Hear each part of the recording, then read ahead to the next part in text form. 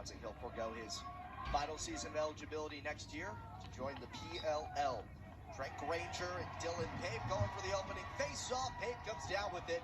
We are underway in this year's MAAC tournament, the semifinals kicking off with the joined the NLL, played for the Halifax Thunderbirds in box lacrosse. It's a very physical game. Now let's get a look at what Granger can do here at the X. He's been winning over 50% of his face-offs, and that's been a big turning point for the Bonnies this year, when in the past they were winning 25% of them. Long clamp results in another Siena possession. Scooped up by Sean Jeffrey. And making an impact is the junior from Penfield, New York. Rochester area guy, not too far from Olean, located in New York's southern tier. Granger takes his second face-off in 3 tries, flips it back. Now the Bonnies with an opportunity to take the lead. Bonaventure has the Bonnies up 2-1. Its first ever MAAC tournament appearance. And that's really been, if you look at MAAC, an alum of that very institution.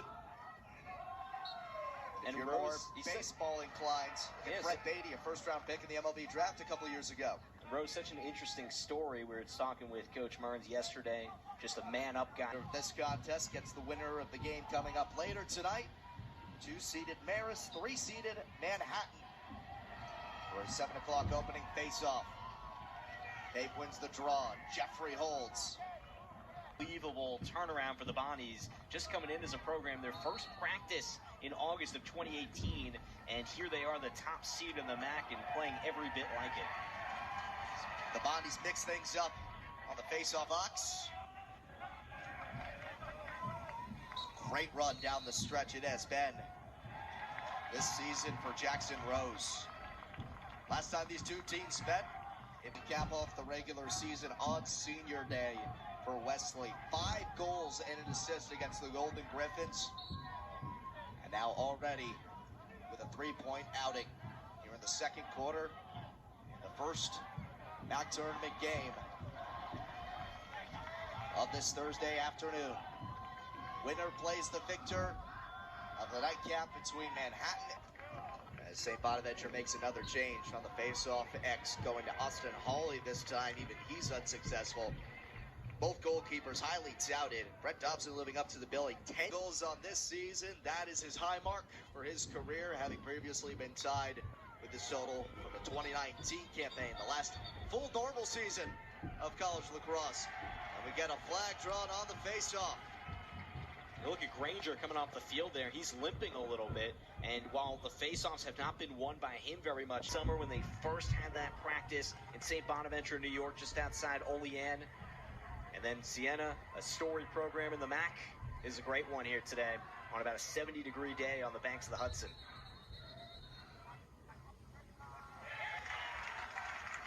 Violation called against Siena. So as we go to this opening second half face-off, Trent Granger looked a little banged up near the end of the first. He is out there for the draw, but has K-tape running up the side of his right leg, pretty much all the way up to out of the Buffalo area. He's a guy who is continually catching fire in big moments,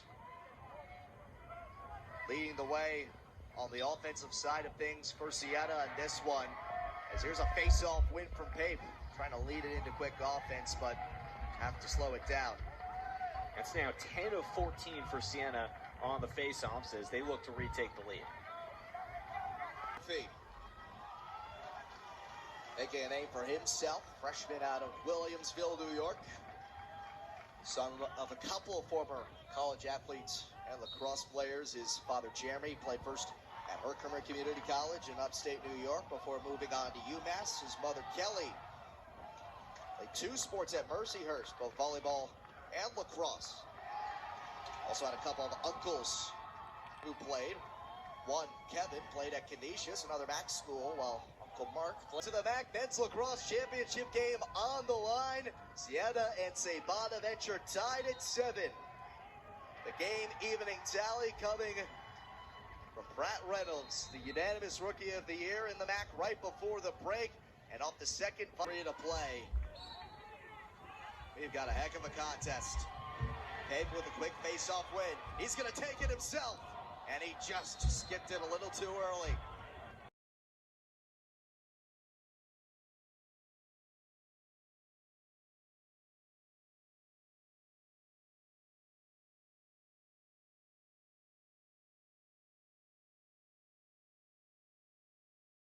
And it is an 8-8 ball game with 13-13 to go.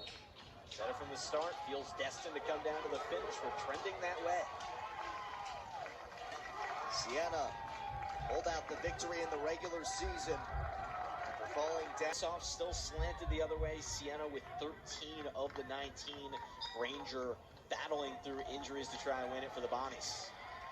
After scoring just one goal in the entire third quarter, St. Filled this role, and in his senior year, putting up crazy totals. He's 2 off 40 goals on the season. Going back to Jack Allman on the face-off. It's St. Bonaventure.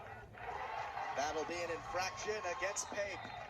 And that Bonnies-Offs, a game separated by this tight a margin, extra possessions are going to matter. And Siena's won the bulk of the face-offs, and they do it again.